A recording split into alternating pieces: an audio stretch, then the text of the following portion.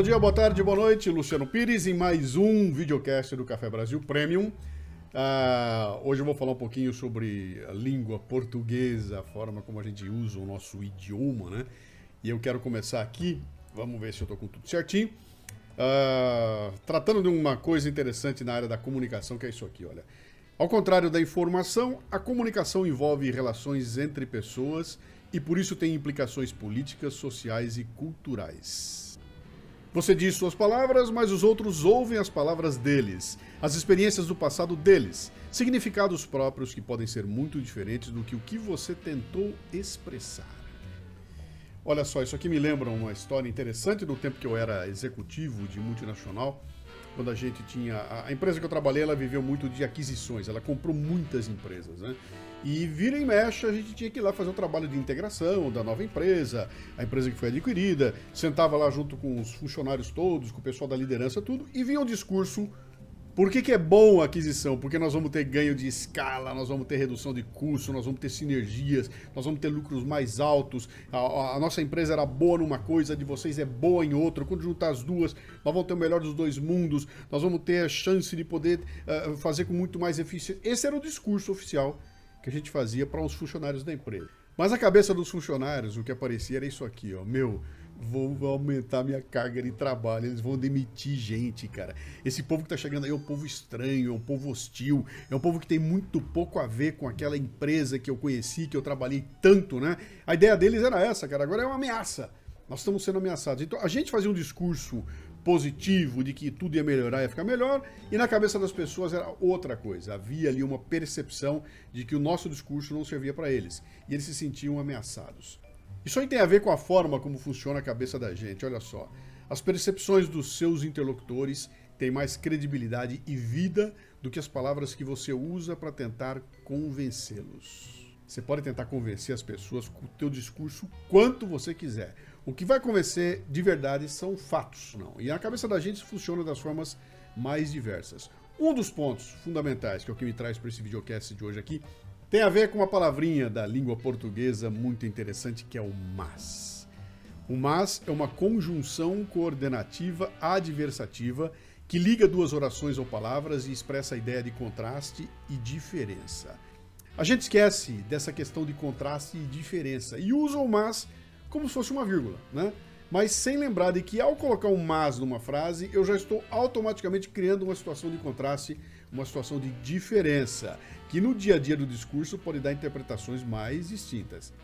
Esse é o tema do nosso videocast de hoje, que chama-se O Mas. Vamos então, eu vou usar um exemplo aqui interessante, que é essa frase aqui, olha só.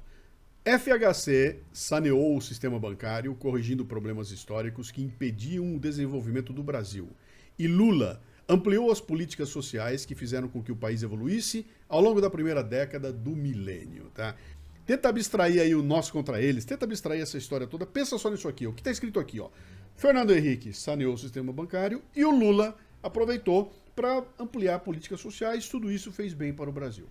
Nesse enunciado aqui, ó, um E significa que Fernando Henrique Cardoso e Lula estavam juntos no trabalho de desenvolvimento do país. Um e o outro.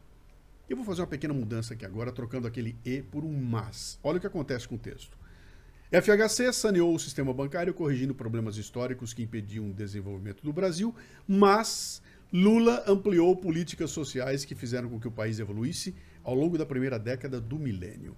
Nesse segundo enunciado, Lula é o único responsável pela evolução do Brasil. A diferença entre os dois enunciados é a troca do E pelo mas. Se no primeiro enunciado eu dizia que um e outro trabalharam pelo Brasil, nesse segundo eu dizia que um fez isso, mas foi o outro que fez aquilo. Mas, tem o mas no meio do caminho aí, que faz toda a diferença. Ó. Neymar é um tremendo jogador e o Messi é o cara que mais faz gols. Eu quero os dois no meu time. Neymar é um tremendo jogador, mas o Messi é o cara que faz gols. Eu quero o Messi no meu time. Entendeu a diferença? Trocando um E por um mas, você muda tudo. Então tá lá, o mas é aquela conjunção que liga duas opções ou palavras e expressa a ideia de contraste e de diferença. Quando eu esqueço do contraste e diferença e passo a usar como uma vírgula, eu esqueço que tudo que vier depois do mas tem um significado totalmente oposto àquilo que veio antes. Eu posso criar até uma situação de conflito nessa frase, né? Mas eu quero chamar atenção aqui para uma outra coisa. Eu quero chamar atenção para isso aqui, ó. Quando eu mudo o mas para uma conjunção coordenativa excusativa, que liga duas orações e palavras e expressa a ideia de desculpa e de contrariedade. Isso aqui acontece quando o mas muda a função dele. Ele passa a ser, então, excusativo. Eu uso esse mas para criar uma desculpa para alguma situação, né? Olha só como é que acontece isso. Roubaram o relógio de ouro do Luciano Huck, mas ele não tinha nada de estar ostentando riqueza. A moça foi atacada por 2 estupradores, mas estava de minissaia àquela hora da noite. O prefeito roubou o dinheiro da merenda escolar, mas os outros roubaram antes. Jair Bolsonaro levou uma facada na barriga, mas ele tem um discurso que prega a violência e o ódio. Você entendeu a função do mas aqui? O mas transfere a responsabilidade ou a culpa, o dolo, para uma outra pessoa. O Luciano Huck foi assaltado, mas culpa dele que estava usando um relógio de ouro, cara. A moça foi estuprada, mas culpa dela que estava de minissaia. O prefeito roubou dinheiro, mas todo mundo já roubou antes, então está justificado. O Bolsonaro levou uma facada na barriga, mas ele tem um discurso que prega o ódio e a violência. Você entendeu o que aconteceu aqui? O mas passa a ser utilizado como uma preparação para uma desculpa. Tudo que vier depois dele justifica aquilo que veio antes, né? E se você entrar nesse jogo aí, cara, isso é um inferno. Porque você passa a desviar a culpa, você passa a inverter o jogo. Você passa a criar uma situação em que a vítima passa a ser a culpada. Eu qualifico um crime com base no cadáver, né? O policial foi assassinado, mas era um policial militar que entrou na área dos bandidos. Logo, admite-se que ele até foi assassinado porque a culpa é dele, cara. Não tinha nada que ter entrado naquele lugar. Essa é a função do mas como conjunção coordenativa excusativa, que cria uma desculpa e aquela ideia da contrariedade. Meu, nunca use o mas como desculpa, sabe? Mesmo que você não esteja tentando justificar o mal, quando você coloca o mas ali, você assinou embaixo, né? Olha, aconteceu isso, mas em compensação, logo isto por causa daquilo, essa consequência, a culpa é daquilo que fez aquilo, e você vira o jogo e fica uma coisa absurda, passa a justificar o injustificável. Mas eu quero voltar naquele mas lá do começo, aquele mas que prepara o do contra, para usar um exemplo real. Olha só aqui, um post do Estadão. Taxa de desemprego do país recua para 11,8% em dezembro, mas 2017 termina com 12,3 milhões de pessoas desocupadas. A informação é real, cara, é verdade. O 2017 terminou com esse baita monte de desempregados. Mas você viu a construção da frase? O que é que sobrou no final dela? Eu levei para casa isso aqui, ó. 2017 termina com 12,3 milhões de pessoas desempregadas. O que veio antes não tem o menor significado. A proposta que eu faço, então, é que se cria aqui uma inversão nessa frase. Deixando a frase assim, olha, 2017 termina com 12,3 milhões de pessoas desempregadas, mas a taxa de desemprego do país recua para 11,8% em dezembro. Não mudou nada, mas na tua percepção, cara, mudou tudo. Porque em vez de eu fazer mais negativo, eu fiz mais positivo. Eu coloquei o negativo antes do positivo. Isso me ajuda a criar uma outra interpretação. Imagina a pessoa que está te ouvindo falar. Como é que é? A hora que você terminar a frase e sair, você largou no colo dela o quê? Algo negativo ou algo positivo? Né? Não mudando nada, eu não criei mentira, nada. Eu apenas fiz uma inversão na minha comunicação ali. Você quer ver como essa coisa se aplica ao nosso dia a dia? Olha só. Nossa, a cor do seu cabelo tá linda, mas deixou você pálida. Que tua mulher vai dizer que na hora que você falar isso aqui...